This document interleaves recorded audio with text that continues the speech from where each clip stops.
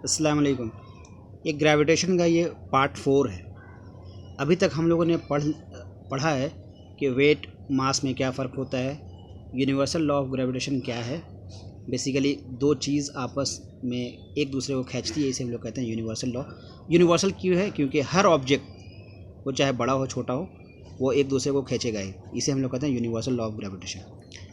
कैसे निकालते हैं ये डिपेंड करता है आप किस पे निकालना चाह रहे हैं। अगर अर्थ पे हैं तो अर्थ का मास, अर्थ का रेडियस पे फ़र्क पड़ेगा।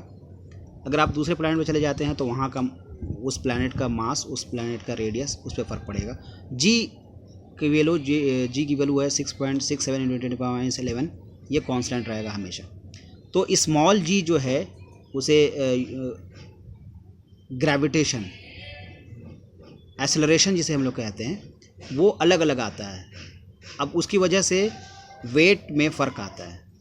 ज़मीन पे वेट होगा F = ma और यहाँ पे m की वैल्यू होगी 9.8। उसी तरह से हम अगर चांद पे चले जाएं तो वहाँ पे g की वैल्यू 1.63 है, तो वहाँ पे ma जब निकालेंगे तो वहाँ पे कम आएगा। तो वेट चूँकि कशिश है, यानी कि आपको ज़मीन कितनी तेज़ी से खींच रही है, वही फोर्स को हम लोग वेट कहते हैं।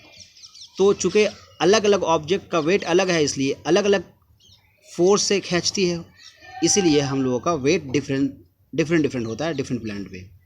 लेकिन मास चेंज नहीं होता। मास क्यों चेंज नहीं होता? क्योंकि वो नंबर ऑफ ऑर्गन्स या नंबर ऑफ एलिमेंट या नंबर ऑफ थिंग्स जिससे कोई चीज़ बना हो वो नहीं बदलता।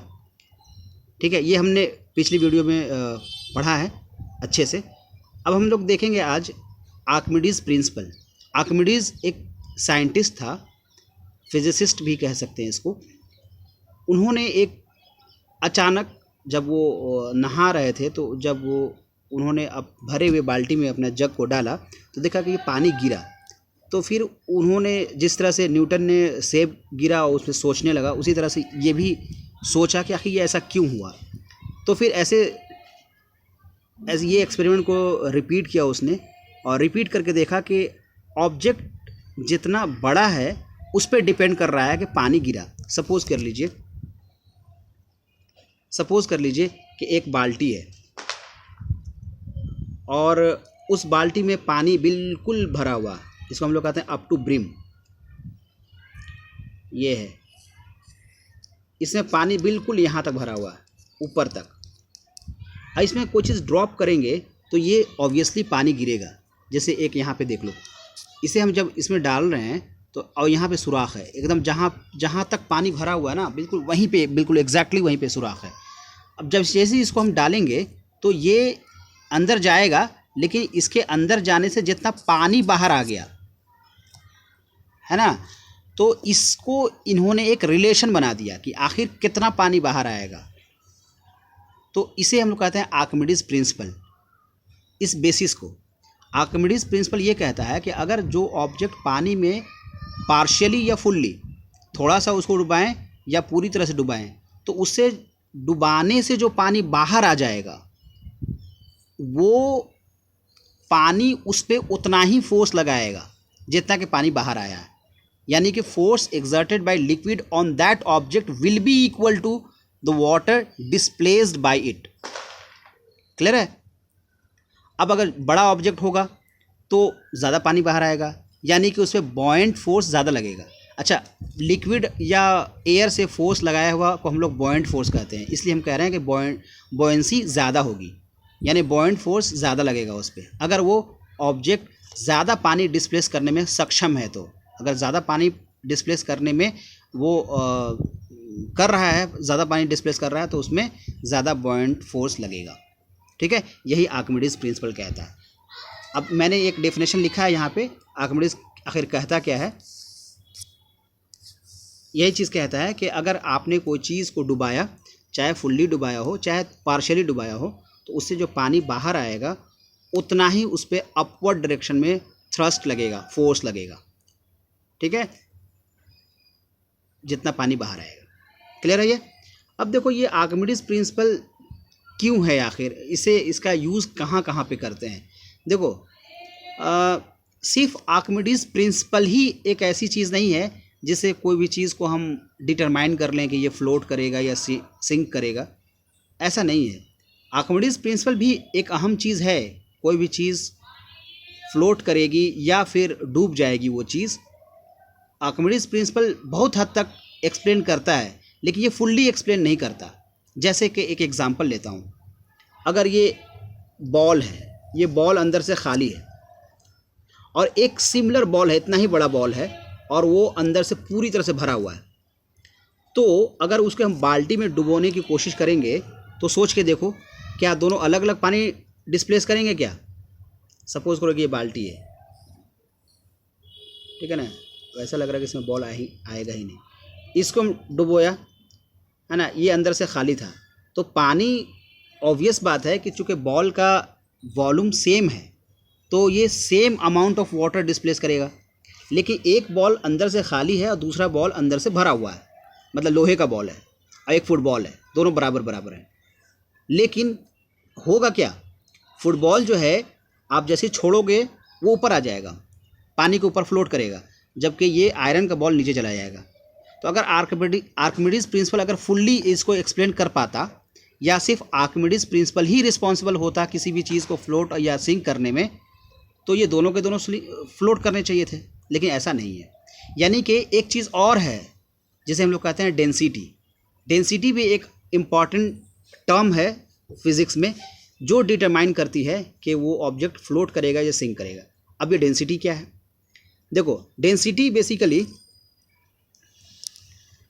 एक रेशियो है। किसका रेशियो है? मास अपॉन वॉल्यूम का। ये है डेंसिटी का फार्मूला कह सकते हैं इसको। डेंसिटी क्या होता है? मास अपॉन वॉल्यूम का रेशियो है। अगर किसी का मास ज़्यादा है, मास मतलब वेट, अभी हम लोग मास और वेट में बहुत ज़्यादा डिफ्रेंशिएट नहीं कर रहे हैं। मास किसी का ज़्यादा है यानी कि वो भारी ज़्यादा है, और वॉल्यूम कम है, तो उसका डेंसिटी ज़्यादा आएगा, है ना। डेंसिटी अगर मास ज़्यादा है, और सपोज ऐसे का समझ लो, कोई 2 किलो का है और 2 ही जगह घेर रहा है, 2 क्यूब यूनिट, तो 2 कैंसिल, 1 आया। लेकिन अगर कोई ऑब्जेक्ट 2 ही का है लेकिन जगह सिर्फ 1 घेर रहा है, तो इसका 2 आंसर आएगा। तो 2/2 का वैल्यू आया 1, जबकि 2/1 की वैल्यू आया 2। उसी तरह 2.3 की वैल्यू आएगा 0 पॉइंट समथिंग, 2/4 की वैल्यू और कम, 2/5 की वैल्यू और कम। यानी कि वॉल्यूम जैसे जैसे बढ़ता जाएगा वैसे वैसे डेंसिटी कम होती चली जाएगी, ठीक है। तो कहता है कि अगर किसी का डेंसिटी कम है तो वो फ्लोट करेगा, लेकिन कम किससे? ये बात आएगी ना कि भाई कम किससे? तो जिस चीज़ में डुबा रहे हैं हम, उससे उसकी डेंसिटी को कंपेयर किया जाएगा। यानी कि अब ऐसे समझ लो कि अगर किसी चीज़ को हम उसमें डुबा रहे हैं, देख लो, किसी चीज़ को हम ऐसे डुबा रहे हैं, ये एक बाल्टी है, इसमें लिक्विड भरा हुआ है, और कौन सा लिक्विड है? वाटर। तो वाटर की डेंसिटी मुझे पता है 1 है। अब कोई एक ऑब्जेक्ट मैंने लिया, आयरन, ये आयरन बॉल ले लिया मैंने, अब इसकी डेंसिटी है 5। तो अब देखा कि इसकी डेंसिटी 5, इसकी डेंसिटी 1, तो इसमें अगर इसको डालेंगे तो ये डूब जाएगा, चाहे वो आयरन बड़ा हो या छोटा हो, वो डूबेगा ही डूबेगा। लेकिन अगर मैंने कोई और ले लिया, एक फॉर्म ले लिया थर्मोकोल, उसका बॉल मैंने लिया, उसकी डेंसिटी है 0.2 और वाटर की डेंसिटी है 1। अब इसको डुबाएंगे तो ये नहीं डूबेगा, ठीक है, ये फ्लोट करेगा। क्लियर है यहाँ तक? अब देखो, अब ये सवाल पैदा हो सकता है कि एक आयरन का वो बना हुआ है, शिप बना हुआ है, ठीक है ना, बड़ा सा है शिप बना हुआ है ऐसे, वो क्यों नहीं डूबता भाई? वो भी तो आयरन का है, जबकि आयरन का डेंसिटी 5 है, वाटर की डेंसिटी 1 है, तो आखिर ये क्यों नहीं डूबता? ये सवाल हो सकता है। लेकिन देखो, आयरन के केस में क्या है कि आपने शिप को इस तरह से डिज़ाइन किया हुआ है कि ये कुछ पोर्शन ही वाटर के अंदर रहता है, और इसका आपने एरिया ज़्यादा बढ़ा दिया है, इसलिए इसका डेंसिटी जो है कम हो जाता है।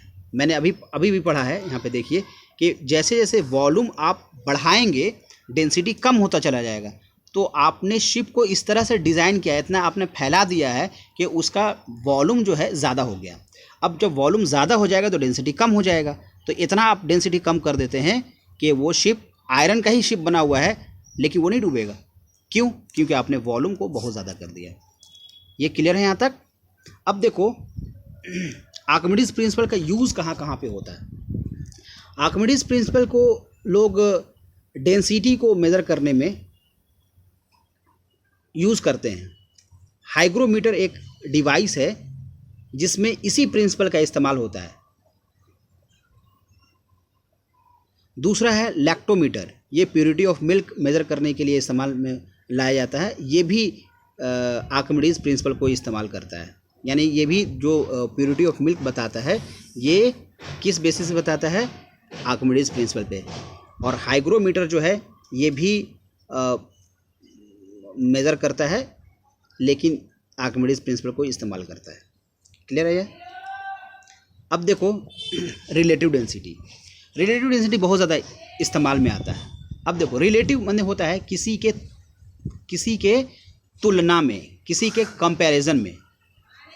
अगर किसी का रिलेटिव डेंसिटी निकालना है तो किससे हम कंपेयर करेंगे? तो यहाँ पे नेचुरली जो है वाटर से कंपेयर करके बताया जाता है।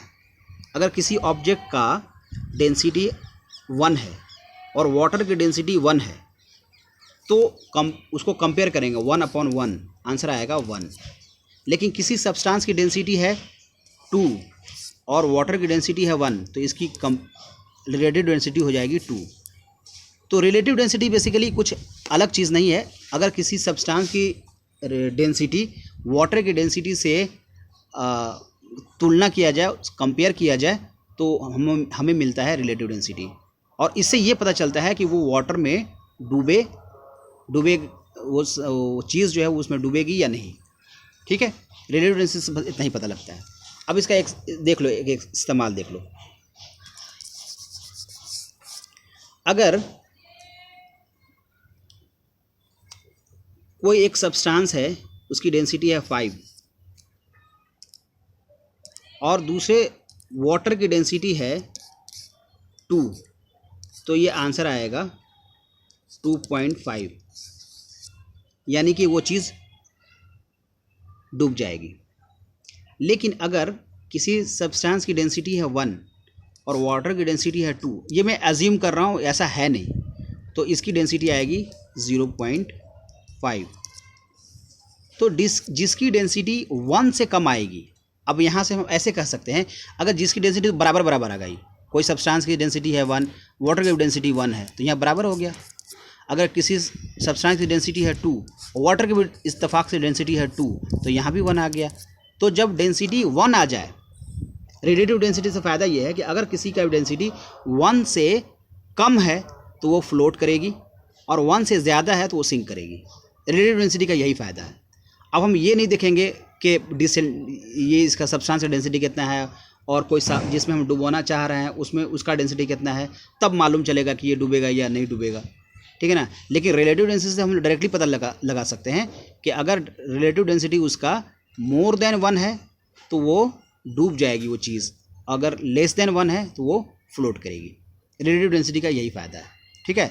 अब ऐसे तुम्हारी बुक में रिलेटिव डेंसिटी के बारे में दिया हुआ है और वो सब कंपेरिजन किससे किया हुआ है? वाटर से। ठीक है। तो ये आप पेज नंबर 119 लक्ष्मी सिंह के बुक में दिया हुआ है, यहाँ से आप देख सकते हैं। ठीक है। अब देखो एक इम्पॉर्टेंट चीज़ देख लो। अगर 2 ऑब्जेक्ट है उसका मुझे डेंसिटी निकालना है तो कैसे निकालेंगे? हम लोग जानते हैं कि डेंसिटी क्या होता है? मास अपॉन वॉल्यूम, ये होता है फार्मूला। अगर एक ऑब्जेक्ट 1 मीटर लंबा, 1 मीटर चौड़ा और 1 मीटर ही ऊंचा है तो इस केस में इसकी डेंसिटी कितनी हो जाएगी? वॉल्यूम कितना हो जाएगा? 1 × 1 × 1। क्यों?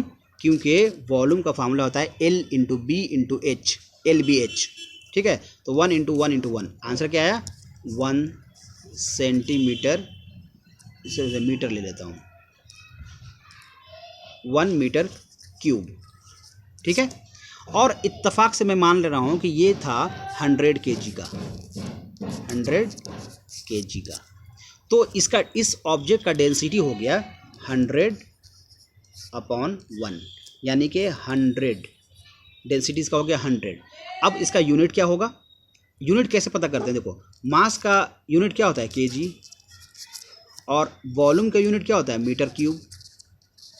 तो इस डेंसिटी का यूनिट हो गया kg पर मीटर क्यूब, ये इसका हो गया यूनिट kg पर मीटर क्यूब। तो इसका 100 kg पर मीटर क्यूब, इसकी डेंसिटी इतनी आई। उसी तरह से ये कुछ ज़्यादा है। अब रिलेटिव डेंसिटी हम किसी भी ऑब्जेक्ट का निकाल सकते हैं, लेकिन हम कोशिश ये करते हैं कि हम यूनिट लें। अगर यूनिट लेने से फ़ायदा ये होता है, लेंथ ब्रेथ और हाइट तीनों अगर 1 1 1 लेंगे तो इसका 1 आ जाएगा, यानी नीचे में हमेशा 1 ही आएगा। और अगर आप सेंटीमीटर में लेना चाहते हो तो आप सेंटीमीटर में भी ले सकते हैं, लेकिन फिर ये kg को आपको ग्राम में चेंज करना होगा, ठीक है। इससे हम निकाल सकते हैं। क्लियर है यहाँ तक। अब देखो पेज नंबर 121 में बहुत सारे क्वेश्चंस है, उसे आपको सॉल्व करना है। ये बहुत आसान है, उसे आपको सॉल्व करना है, ठीक है।